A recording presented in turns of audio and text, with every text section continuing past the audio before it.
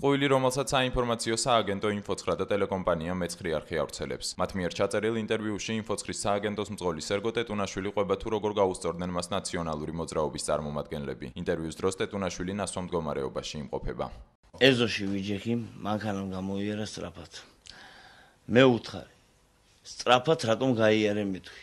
ბავშვები არიან, ნუ რაღაც რომ მოხდეს მეთქვი და გადმოხდნენ მანქანიდან დაურეკეს ტელეფონზე, მოვიდა დაახლოებით რა მნიშვნელობა აქვს, დაურეკეს 1-10 კაცი მოვიდა, ესენი იყვნენ ნაციონალები იყვნენ.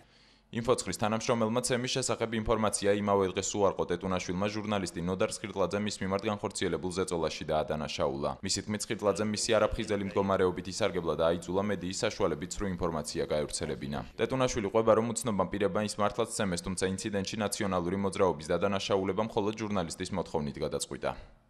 წუხელ ნასვამ მდგომარეობაში ვიყავი ბინის გვერდზე.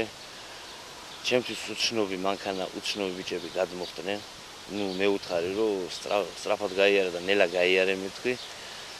გადმოხდნენ მანქანიდან, დამიშინეს, ცემეს ჩახდნენ მანქანაში და წავიდნენ. ჩემთვის უცნობი პიროვნებები არიან. რა უცნობი პიროვნებები არიან, არ ვიცი ვინ არიან.